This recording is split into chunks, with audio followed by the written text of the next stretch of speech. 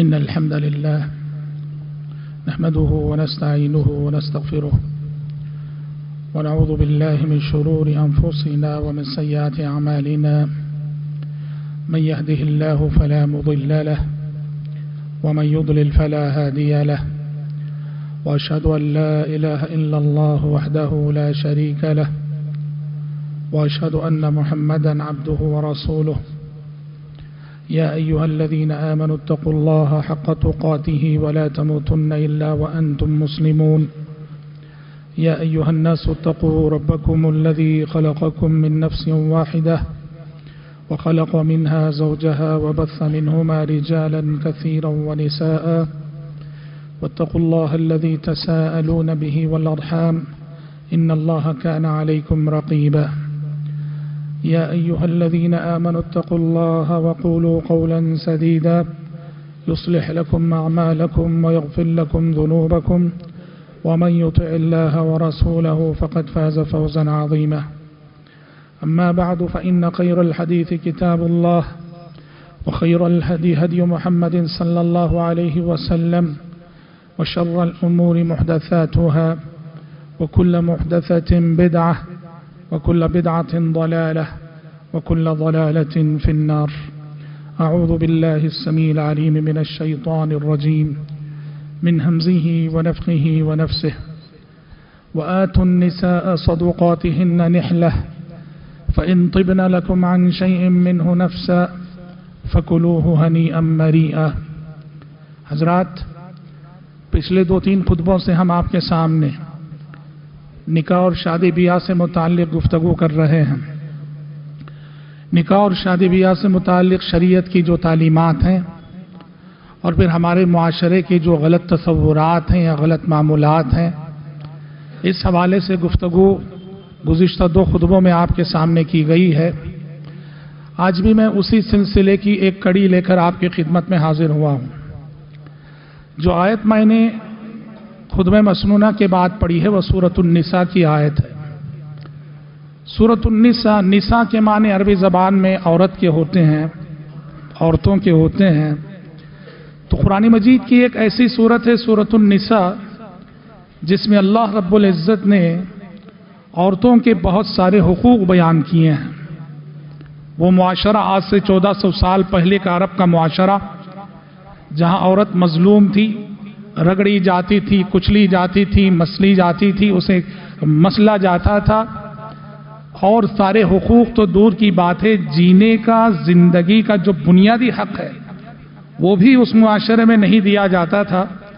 تو اللہ رب العزت نے اس وقت سورۃ النساء نازل فرمائی، اور اس سورت کے اندر عورت بحیثیت عورت کیا کیا حقوق رکھتی ہے. مردوں پر، ایک باپ پر، ایک بیٹے پر، ایک بھائی پر کیا کیا حقوق ان کی ماں کے تعلق سے، ان کی بہن کے تعلق سے، ان کی بیٹیوں کے تعلق سے عائد ہوتے ہیں. اللہ رب العزت نے ان سارے حقوق کی تفصیلات سورۃ النساء کے اندر بیان کی ہے. جو آیت میں نے پڑھی سورۃ النساء کی، اس میں بھی شادی سے متعلق عورت کے ایک بنیادی حق کا بیان ہے. اللہ تعالیٰ نے کہا وَآتُوا النِّسَاءَ صَدُقَاتِهِنَّ نِحْلَةً، عورتوں کو ان کے مہر خوشی خوشی دے دو.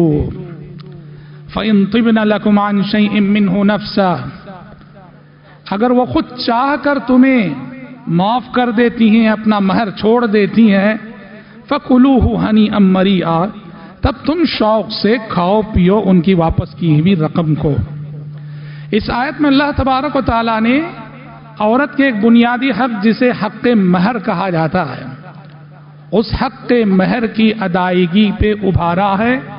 نکاح کی مناسبت سے ہر نکاح کرنے والے لڑکے کو، ہر نکاح کرنے والے مرد کو یہ تعلیم دی ہے تمہاری بیوی کا بنیادی حق حق مہر ہے، اور تمہارے لیے وہ حق مہر ادا کرنا ضروری ہے. یہ بنیادی بات یاد رکھیے. انشاءاللہ آئندہ خطبے میں بھی ہم اس پہ گفتگو کریں گے. نکاح اور شادی کے سلسلے میں شریعت نے جو تعلیمات دی ہیں، جو تصور پیش کیا ہے، سارا خرچ شروع سے آخر تک مرد پر ہے، لڑکے پر ہے. شریعت نے لڑکی پر، لڑکی کے باپ پر ایک پیسے کا خرچ بھی نہیں ڈالا، ایک پیسے کا، ایک روپیے کا۔ شادیاں اگر شریعت کے مطابق ہوں، خرچ کا سارا ذمہ دار لڑکا ہے اور صرف لڑکا ہے، لڑکی پر ایک پیسے کی کوئی ذمہ داری نہیں ہے، نہ لڑکی پر، نہ لڑکی کے باپ پر، نہ لڑکی کے بھائی پر۔ یہ اصول ہے، یاد رکھنا چاہیے۔ اور ہمارا معاشرہ اس وقت کیا کر رہا ہے وہ ہم سب جانتے ہیں، ہم سے بہتر آپ جانتے ہیں۔ انشاءاللہ تعالی آئندہ خطبے میں اس پہ گفتگو کریں گے۔ تو جو بھی خرچ کی ذمہ داری ہے وہ لڑکے پر ہے، اور اس میں سے سب سے جو بنیادی خرچ ہے وہ یہ ہے کہ جب نکاح کر رہے ہو، شادی کر رہے ہو، تو عورت کو اس کا جو بنیادی حق ہے مہر کی صورت میں، وہ حق مہر اسے دے دو۔ نکاح کے صحیح ہونے کے لیے جو شرطیں اسلام نے رکھی ہیں اس میں سے مہر بھی۔ مہر اگر نہیں ہے، مہر کے بغیر نکاح صحیح نہیں ہو سکتا۔ جس طرح سے نکاح کے لیے ولی کا ہونا شرط ہے، جس طرح نکاح کے لیے دو گواہوں کا ہونا ضروری ہے، تو ویسے ہی صحت نکاح کے لیے مہر بھی ضروری ہے۔ مہر کے بغیر نکاح نہیں ہو سکتا، نکاح صحیح نہیں ہو سکتا۔ اور یہ صرف اور صرف خصوصیت ہے پیارے نبی کی، کہ پیارے نبی کے لیے جائز تھا کہ کوئی عورت کہے آپ سے نکاح سے پہلے ہی کہ مجھے مہر نہیں چاہیے، آپ مجھ سے نکاح کر لیجئے، یہ آپ کے لیے جائز تھا۔ سورہ احزاب میں اللہ نے کہا وَامْرَأَةً مُؤْمِنَةً إِنْ وَهَبَتْ نَفْسَهَا لِلنَّبِيِّ إِنْ أَرَادَ النَّبِيُّ أَنْ يَسْتَنْكِحَهَا خَالِصَةً لَكَ مِنْ دُونِ الْمُؤْمِنِينَ۔ لیکن یہ بھی ایک آپشن تھا، پیارے نبی نے اس آپشن کو کبھی استعمال نہیں کیا زندگی میں۔ جس عورت سے بھی نکاح کیا آپ نے اس کو مہر ضرور دیا۔ شریعت نے گرچہ اختیار دیا تھا کہ کوئی عورت نکاح سے پہلے ہی اپنا حق مہر ساقط کر کے اپنے آپ کو نبی پہ پیش کر سکتی ہے، لیکن اس چانس کو پیارے نبی نے زندگی میں کبھی یوز نہیں کیا۔ یہ خصوصیت صرف آپ کی۔ تو صحت نکاح کے لیے پہلی بات مہر کا ہونا ضروری ہے نکاح میں، کہ مہر دیں گے، کب دیں گے، کتنا دیں گے الگ بات، لیکن صحت نکاح کے لیے یہ بات ضروری ہے کہ مہر کا تذکرہ، مہر دینے کی بات ضرور ہونی ہے۔ اچھا مہر کیا ہے؟ مہر کی حکمت کیا ہے؟ مہر یہ عورت کی جو آبرو ہے اس کی قیمت ہے، عورت کی جو عزت ہے اس کی قیمت ہے۔ نکاح کے موقع سے ایک مرد ایک عورت کی آبرو کو، جو اس کی سب سے قیمتی متاع ہے، اس کی عزت کو جو اس کی قیمتی متاع ہے، اپنے حق میں حلال کرتا ہے۔ تو شریعت کہتی ہے کہ اس کی اجرت اور اس کا معاوضہ بھی تم پہ ضروری بنتا ہے۔ اس کی سب سے قیمتی متاع کو تم اپنے حق میں حلال کر رہے ہو۔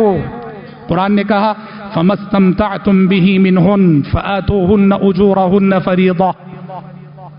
کہا کہ تم جو بیویوں سے استمتاع کرتے ہو، ان کی آبرو کو اپنے حق میں حلال کرتے ہو، تو پھر ان کی اجرت بھی تمہارے لیے ایک طرح سے ضروری ہے، اور وہ ہے حق مہر۔ حق مہر دو۔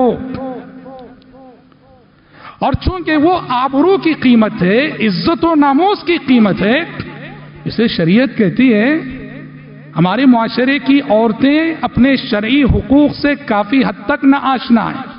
بعض معاشرے ایسے ہیں، عرب کا معاشرہ جیسے، وہاں کی عورتیں اپنے حقوق سے واقف ہی نہیں، ضرورت سے زیادہ واقف ہیں، منواتی ہیں مردوں سے۔ اور یہاں کی عورتوں کا مسئلہ ایسا ہے، وہ اپنے شرعی حقوق سے نہ واقف ہیں۔ بہت ساری عورتیں، چونکہ مہر عورت کی آبرو کا بدلہ ہے، عورت کے عزت کا بدلہ ہے، اس لیے شریعت کہتی ہے اسے اتنا مہر دو کہ اسے لگے کہ واقعی میرے پاس مال آیا ہے۔ آپ کو معلوم ہے پیارے نبی نے کتنا مہر دیا؟ پیارے نبی کا مہر تھا جو آپ نے ساری بیویوں کو دیا تھا 500 درہم۔ 500 درہم۔ اب 500 درہم کی قیمت اور اس کی ویلیو کا اندازہ لگانا ہو، پیارے نبی کے زمانے میں 10 درہم میں ایک بکری آ جاتی تھی۔ 10 درہم، 8-10 درہم میں ایک بکری خریدی جاتی تھی۔ تو سوچو 500 درہم کی ویلیو کیا ہوگی۔ اور اس سے بڑھ کر نبی کریم صلی اللہ علیہ وسلم کے زمانے میں زکوٰۃ کا جو نصاب تھا وہ 200 درہم تھا۔ جس کے پاس بھی 200 درہم ہو وہ امیر اور مالدار ہے، اور اسے زکوٰۃ نکالنا ہے 2.5%۔ 200 درہم میں زکوٰۃ واجب ہوتی ہے، اور پیارے نبی اپنی ساری ازواج مطہرات کو جو مہر دے رہے، ایک ایک کو جب بھی جس سے نکاح کیا 500 درہم یعنی زکوٰۃ کا 2.5 نصاب آپ صلی اللہ علیہ وسلم نے ایک ایک زوجہ کو مہر کے طور پہ دیا. 200 نہیں، 400 500 درہم آپ صلی اللہ علیہ وسلم نے بطور مہر دیے. عورت کو لگنا چاہیے کہ ہاں میرے پاس مال آیا ہے. صرف ایک ام المومنین ہے حضرت ام حبیبہ رضی اللہ عنہا، جن کا مہر 4000 درہم تھا. 4000 درہم. ساری ازواج مطہرات کا 500. ایک ام حبیبہ رضی اللہ عنہا کا مہر 4000 درہم. کیوں جانتے ہیں؟ ام حبیبہ رضی اللہ عنہا کا نکاح جب پیارے نبی سے ہوا وہ حبشہ میں تھی. حبشہ کے بادشاہ نجاشی آپ کی جانب سے وکیل بن کر انہوں نے یہ نکاح کرایا تھا اور شرحبیل بن حسنہ کے ساتھ ام حبیبہ رضی اللہ عنہا کو آپ کی خدمت میں روانہ کیا تھا. تو مہر بھی پیارے نبی کی جانب سے نجاشی نے ادا کیا. نجاشی چونکہ بادشاہ ہے، حکمران ہے، اللہ نے انہیں مالی حیثیت دی تھی، تو اس لیے نجاشی نے ام حبیبہ رضی اللہ عنہا کو پیارے نبی کی جانب سے جو مہر ادا کیا 4000 درہم دیا. تو اس سے سمجھنا چاہیے کہ چونکہ مہر عورت کا کی آبرو اور عزت و ناموس کا بدلہ ہے، اس لیے عورت جن کو اللہ نے سکت دی ہے، استطاعت دی ہے، انہیں اتنا دینا چاہیے عورت کو لگے کہ میرے پاس واقعی مال آیا ہے. ہاں شریعت وہیں یہ بات بھی کہتی ہے کہ جو شادی کر رہا ہے اس کی استطاعت کا بھی لحاظ رکھنا چاہیے. جو شادی کر رہا ہے اس کی استطاعت کا بھی لحاظ رکھنا چاہیے. ایک صحابی آئے، آ کر پیارے نبی سے مدد مانگنے لگے، مجھے تعاون دیجئے، مدد کیجئے کیونکہ مجھے مہر ادا کرنا ہے. پوچھا کہ کتنا مہر؟ تو کہا 160 درہم. 4 اوقیہ 160 درہم کے برابر ہوتا ہے. ایک طرف وہ مہر ادا کرنے کے سلسلے میں مدد مانگ رہے ہیں اور دوسری طرف 160 درہم مہر مقرر کیا ہے. آپ نے غصہ کیا، کہا لگتا ہے کہ یہاں کوئی چاندی کا پہاڑ ہے جہاں سے چاندی تراش کر کے تم لاتے ہو. درہم چاندی کا ہوتا تھا، درہم جو ہے چاندی کا ہوتا تھا، دینار سونے کا ہوتا تھا. جب انہوں نے 160 درہم، بھائی جب تمہارے اندر سکت نہیں ہے، طاقت نہیں ہے، تو 160 درہم کیوں مقرر کیا؟ سمجھ رہے؟ تو مرد کی استطاعت کا بھی لحاظ ہونا چاہیے، مرد کی طاقت کا بھی لحاظ ہونا چاہیے، اور وہیں عورت کی حق تلفی بھی نہیں ہونی چاہیے. مہر مقرر کرتے ہوئے ان دو باتوں میں توازن اور بیلنس بہت ضروری ہے. مہر کے سلسلے میں شریعت کی تعلیم یہ بھی ہے، مہر کیا ضروری ہے کہ نقد ہو؟ نکاح کے وقت مہر کا تذکرہ تو ضروری ہے، لکھا دیا جاتا وہ ضروری ہے، لیکن کیا ضروری ہے کہ نکاح کے وقت ہی نقد مہر دیا جائے، یا جائز ہے کہ مہر ادھار ہو کہ بعد میں دیں گے؟ دونوں چیزیں جائز ہیں اسلام میں. نکاح کے وقت ہی مہر دے دینا یہ بھی جائز ہے، یا نکاح کے وقت آپ صرف وعدہ کر دیں، لکھا دیں بعد میں دوں گا، یہ بھی جائز ہے. لیکن دونوں میں سب سے افضل، بہتر، اولا یہ نکاح کے وقت ہی دے دیا جائے، نکاح کے وقت ہی دے دیا جائے.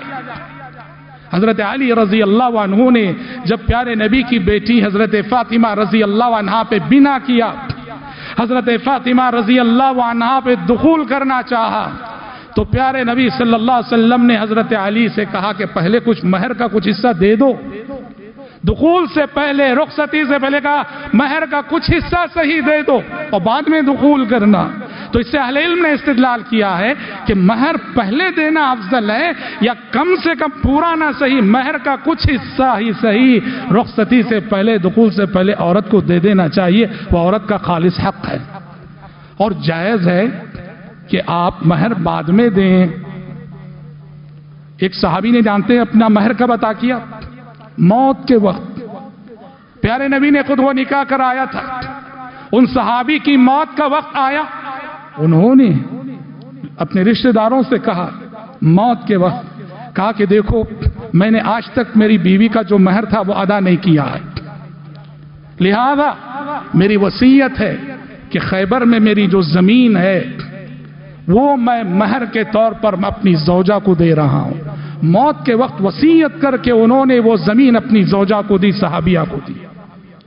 اور صحابیہ نے بطور مہر خیبر کی وہ زمین لے لی، اور وہ اتنا نفیس مال اور اتنا قیمتی مال تھا، راوی حدیث کہتے ہیں فباعته ب100,000، اس زمین کو ان کی زوجہ نے ان کی وفات کے بعد 1,00,000 درہم میں بیچا، 1,00,000 درہم میں بیچا، تو کتنا قیمتی مہر۔ تو لہذا جائز ضرور ہے، لیکن ہمارے معاشرے میں افضل یہی ہے کہ پہلے دے دیا جائے، شادی کے بعد بہت سارے مرد، مجھے معاف کیجئے، عورت پر ظلم کی جو صورتیں ہیں، ظلم کی جو شکلیں ہیں، اس میں سے ایک یہ بھی کہ خیال بھی نہیں جاتا کہ میں نے مہر نہیں دیا ہے اور دینا ہے، خیال بھی نہیں جاتا بھولے سے۔ اس لیے سلامتی اسی میں ہے کہ نکاح کے وقت مہر نقد ہی دے دیا جائے۔ مہر کے سلسلے میں افضل اولا مستحب یہ ہے کہ مہر مال کی شکل میں ہونا چاہیے، مال، روپیے کی شکل میں، زمین و جائیداد کی شکل میں، کوئی بھی چیز جس کی کہ قیمت ہو، زیور کی شکل میں، مال کی شکل میں ہونا چاہیے مہر۔ جب صحابی نے پیارے نبی صلی اللہ علیہ وسلم تشریف فرما تھے، ایک صحابی آئی، آ کے کہا یا رسول اللہ انی وہبت نفسی لک، اللہ کے نبی میں نے اپنے آپ کو آپ کے لیے ہبہ کر دیا ہے، مطلب یہ کہ مجھ سے نکاح کر لیجئے، مجھ سے شادی کر لیجئے۔ پیارے نبی خاموش رہے، اور آپ کی خاموشی کا مطلب یہ تھا کہ آپ کو دلچسپی نہیں ہے اور آپ کو یہ رشتہ منظور نہیں ہے۔ بازو ہی ایک صحابی بیٹھے ہوئے تھے، انہوں نے کہا یا رسول اللہ زوجنیہا ان لم تکن بک حاجہ، اللہ کے نبی اگر آپ کو ضرورت نہیں تو ان کا نکاح مجھ سے کرا دیجیے نا، ان کی شادی مجھ سے کرا دیجیے نا۔ اس پہ وہ صحابیہ بھی خاموش رہیں، جس کا مطلب یہ تھا کہ ان کو یہ پیشکش منظور ہے۔ پیارے نبی نے صحابی سے کہا کہ ٹھیک ہے، مہر میں کیا دو گے؟ کہا کہ کچھ نہیں میرے پاس۔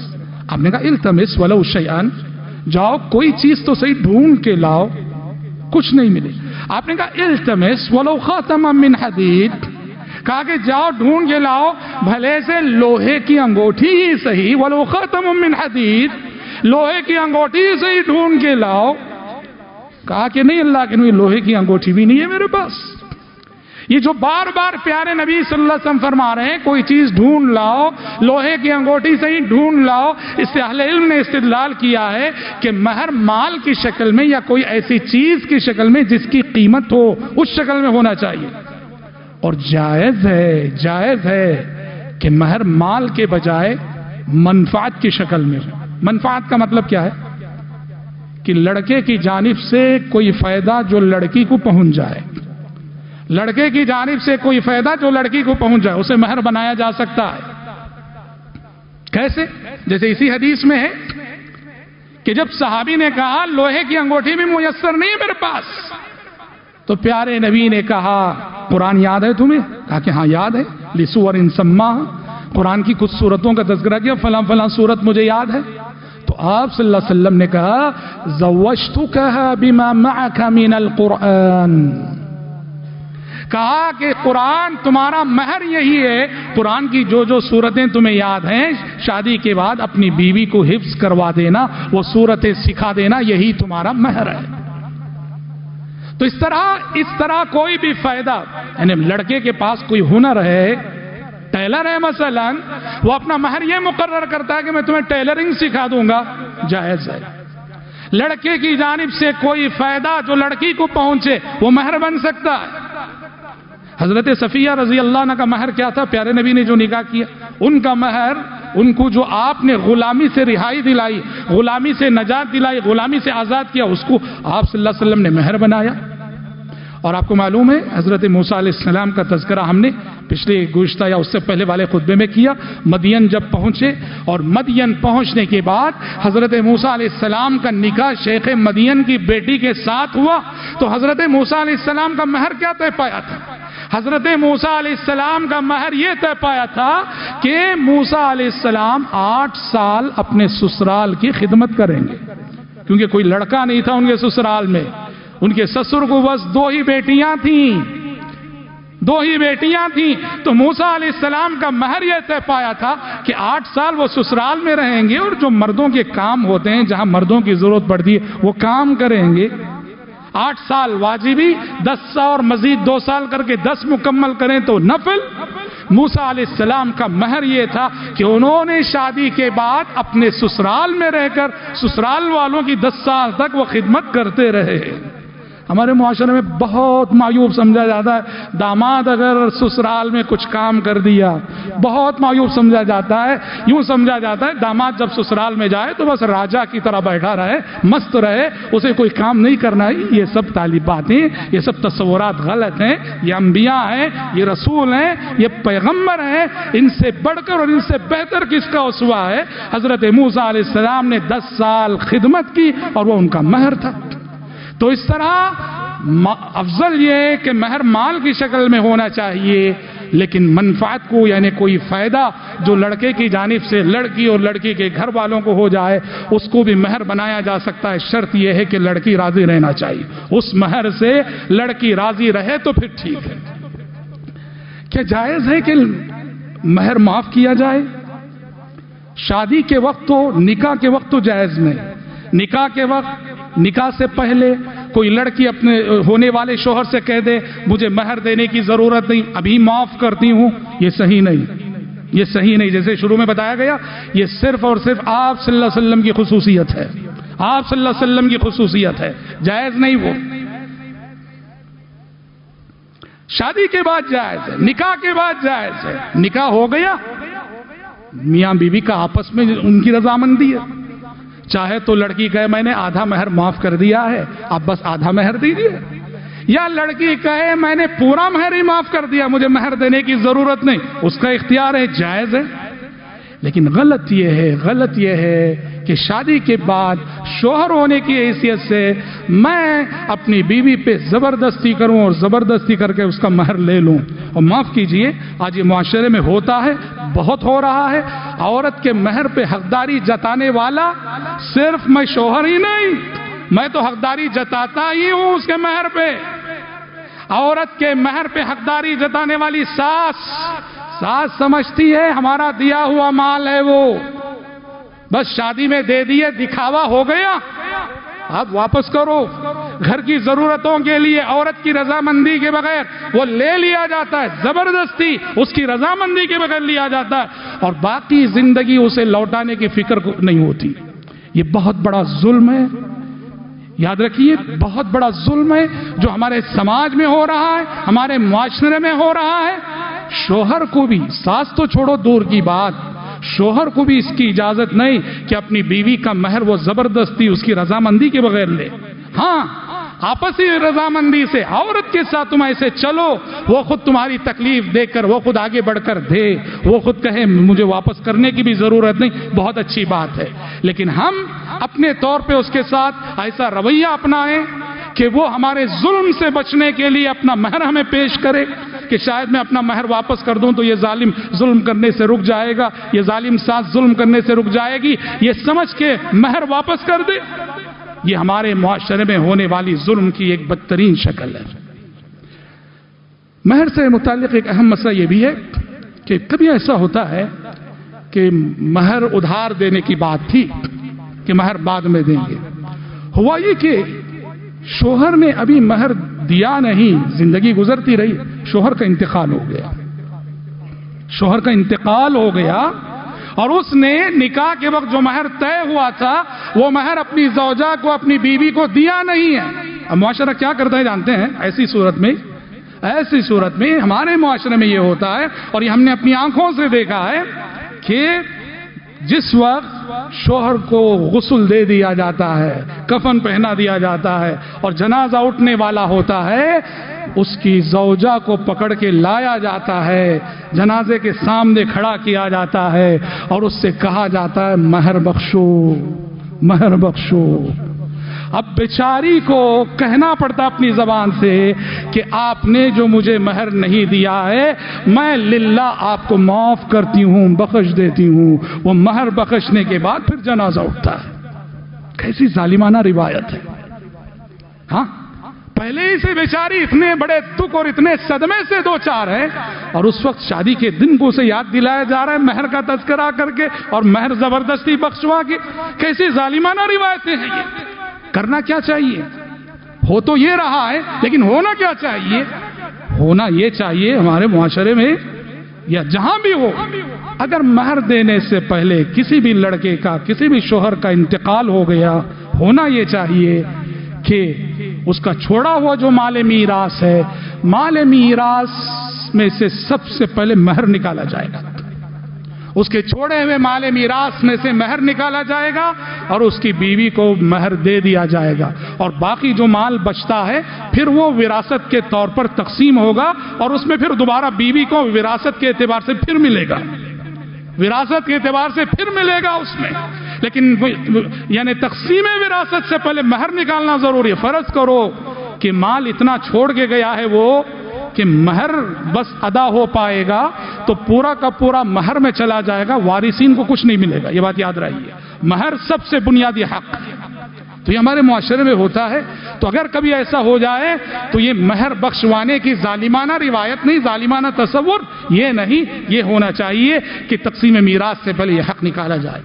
اسی طرح سے حضرات، نکاح سے متعلق جو مسائل ہیں، نکاح اور رخصتی ہمارے معاشرے میں، نکاح جس دن ہوتا ہے رخصتی اسی دن ہو جاتی ہے، اسی وقت ہو جاتی ہے، یہ ہمارا معاشرہ بالکل درست ہے، کوئی غلط بات نہیں ہے۔ ظہر میں نکاح ہوا، عصر میں رخصتی ہو گئی، عصر میں نکاح ہوا، مغرب میں رخصتی ہو گئی، لڑکی اپنے سسرال چلی گئی۔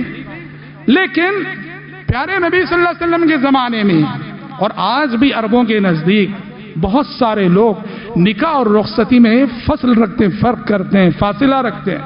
اس کی بھی گنجائش ہے، میں یہ بتانا چاہتا ہوں، بس ہم جو کر رہے ہیں وہ بھی صحیح ہے، نکاح ہوا فوراً رخصتی ہو گئی، ٹھیک، کوئی غلط نہیں، لیکن ایک آپشن یہ بھی ہے، نکاح اور رخصتی کے درمیان فاصلہ رکھا جائے، جائز ہے، کوئی حرج نہیں۔ عرب میں آج بھی ہوتا ہے، نکاح ہو گیا، لڑکا اپنے گھر گیا، لڑکی اپنے گھر گئی، رخصتی کب ہوگی، ولیمہ کب ہوگا؟ کہا کہ 6 مہینے بعد، 1 سال بعد، 2 سال بعد، باہمی رضامندی سے۔ خود دیکھیے ام المومنین عائشہ صدیقہ رضی اللہ عنہ کا نکاح اور آپ کی رخصتی میں 2 سال کا فرق رہا۔ نکاح ہونے کے 2 سال بعد رخصتی ہوئی تھی ام المومنین عائشہ صدیقہ رضی اللہ عنہ کی، تو یہ بھی جائز ہے، کوئی حرج نہیں ہے۔ نکاح ہو کے وہ اپنے گھر چلا گیا، لڑکی اپنے گھر چلی گئی، بھلے سے رخصتی نہ ہوئی ہو، دونوں کا رشتہ ثابت ہو گیا، اب دونوں کے لیے، دونوں میاں بیوی بن گئے، گفتگو کرنا جائز ہے، بات چیت کرنا جائز ہے، اس میں کوئی حرج نہیں۔ نکاح ہو جانے کے بعد بھلے سے رخصتی نہ ہوئی ہو تب، ہاں نکاح سے پہلے اس طرح کی بات چیت خامخواہ کی وہ منع ہے۔ نکاح سے متعلق جو احکامات ہیں حضرات، اس میں سے ایک ہے ولیمہ۔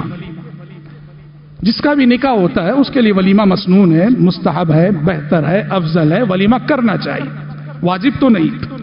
اکثر اہل علم کے بقول ولیمے کی ضیافت مستحب ہے، افضل ہے، اولا ہے، بہتر ہے، کرنا چاہیے۔ عبد الرحمن ابن عوف رضی اللہ عنہ کے بارے میں جب آپ کو پتا چلا کہ ان کی شادی ہوئی تو آپ نے کہا اولم ولو بشاہ، آپ نے کہا عبد الرحمن ولیمہ کرو، بھلے سے بکری ذبح کر کے ہی صحیح۔ تو ولیمہ ہونا چاہیے۔ ولیمہ کب ہو؟ عام طور پہ رخصتی کے بعد ہوتا ہے، اور ضروری نہیں کہ ان رخصتی کے دوسرے ہی دن ہو، رخصتی کے دوسرے دن، تیسرے دن یا چوتھے دن جائز ہے، کوئی حرج نہیں۔ ہم یہ سمجھتے ہیں آج رخصتی ہوئی، کل ولیمہ ہو جانا چاہیے، نہیں، کل کے بجائے میں پرسوں بھی کر سکتا ہوں، پرسوں کے بجائے میں 3 دن بعد بھی کر سکتا ہوں، 3 دن کے بعد کے بجائے میں چوتھے دن بھی کر سکتا ہوں، کوئی ضروری نہیں۔ اور اسی طرح سے یاد رکھیے کہ ولیمہ 1 سے زائد بار کرنا جائز ہے کہ جائز ہے۔ امام بخاری نے صحیح بخاری میں باب باندھا ہے، باب من اولم 7 ایام، کہ ایک شخص جو 7 دن ولیمہ کرتا ہے، 7 دن ولیمہ کرے، جائز ہے، کوئی حرج نہیں۔ ایک ولیمہ آپ نے کر دیا، آپ کے کچھ رشتہ دار شریک نہیں ہو سکے تھے، ان کے لیے دوسرا ولیمہ کر رہے ہیں، کوئی حرج نہیں۔ کچھ دوست احباب شریک نہیں ہو سکے، بہت بعد میں آئے، وہ باہر تھے، ان کے لیے ایک تیسرا ولیمہ کر رہے ہیں، جائز ہے، کوئی حرج نہیں۔ لیکن اصل مسئلہ یہ ولیمے کے سلسلے میں ہمارا تصور کیا ہے؟ ولیمہ کا مطلب یہ نہیں کہ باقاعدہ کوئی بہت بڑی عالیشان دعوت ہو جیسے آج کل ہوتا ہے۔ شریعت کے نزدیک بس شادی کی خوشی میں بیٹھ کے کچھ کھا لیں پی لیں، یعنی اگر آپ اپنے دوست و احباب کو عصر بعد گھر بلا کے چائے بسکٹ کھلا دیتے ہیں ولیمے کی نیت سے، تو ولیمہ ہے وہ، یاد رکھنا، صرف چائے بسکٹ۔ کہا کہ نکاح ہوا ہے میرا، عصر بعد گھر آ جانا۔ گھر آئے اور آپ نے کچھ زیادہ بھی نہیں، چائے پلائی، بسکٹ کھلایا اور نیت ولیمے کی، ولیمہ ہو جائے گا۔ پیارے نبی نے اپنی ازواج مطہرات کا ولیمہ کیسے کیا جانتے ہیں؟ اکثر جن سے بھی نکاح ہوا، ستو کا آٹا، کھجوریں، بس ستو کے آٹے سے ولیمہ کیا، کھجوروں سے ولیمہ کیا۔ صرف ایک ام المومنین ہے زینب بنت جحش رضی اللہ عنہا، جن کا ولیمہ پیارے نبی صلی اللہ علیہ وسلم نے بکری ذبح کر کے کیا۔ کیوں جانتے ہیں؟ اس نکاح کی کچھ الگ اہمیت تھی، الگ ہی اہمیت تھی، کیونکہ وہ لے پالک زید بن حارثہ کی، آپ صلی اللہ علیہ وسلم کے جو لے پالک تھے ان کی بیوی تھی، اور لے پالک کو عرب کا معاشرہ بیٹا سمجھتا تھا، اور لے پالک کی بیوی کو عرب کا معاشرہ بہو سمجھتا تھا، جبکہ قرآن نے کہا لے پالک بیٹا نہیں تو اس کی بیوی بہو نہیں۔ پیارے نبی نے زینب بنت جحش رضی اللہ عنہا سے جو نکاح کیا، اس سے سماج اور معاشرے کو یہی پیغام دینا مقصد تھا کہ لے پالک بیٹا نہیں تو اس کی بیوی بہو نہیں ہو سکتی، تو جائز ہے نکاح کرنا۔ اور اسی لیے یہ وہ نکاح ہے کہ 7ویں آسمان پہ ہوا تھا یہ نکاح، 7ویں آسمان پہ زینب بنت جحش رضی اللہ عنہ۔ کیا مطلب ہے 7ویں آسمان؟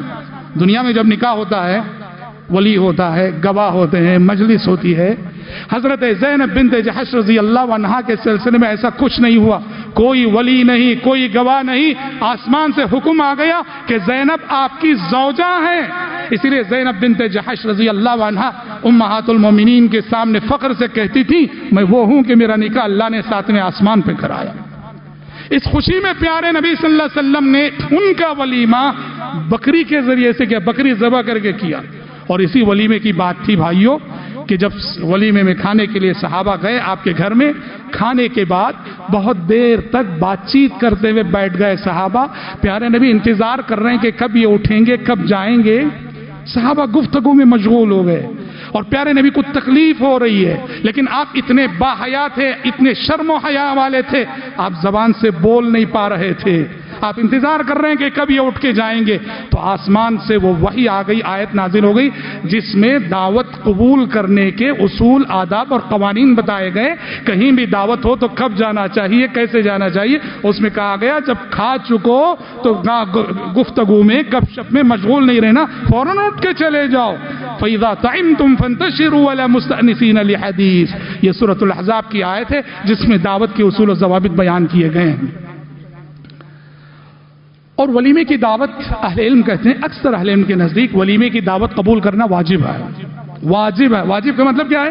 اگر آپ کے پاس کوئی عذر نہیں ہے تو ولیمے کی دعوت قبول کرنا آپ کے لیے ضروری ہے، اللہ کہ کوئی عذر ہو تو اچھے انداز میں بہرحال معذرت کر لینی چاہیے۔ انشاءاللہ تعالی اس سلسلے میں ہماری گفتگو آئندہ جو خطبے میں جاری رہے گی باذن اللہ تعالی۔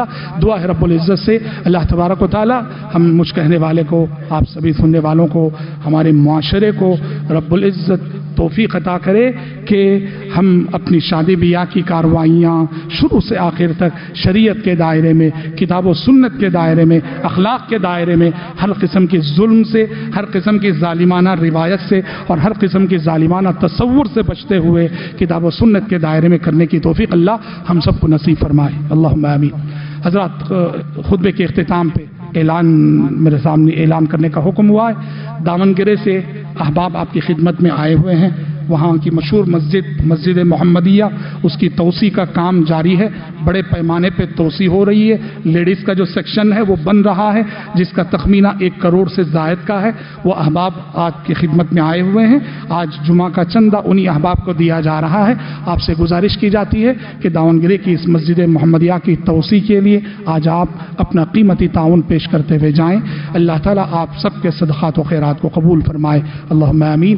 بارک اللہ لنا ولكم في القرآن العظيم ونفعنا وإياكم بما فيه من الآيات والذكر الحكيم إنه تعالى جواد كريم ملك بر رؤوف رحيم ورب حليم.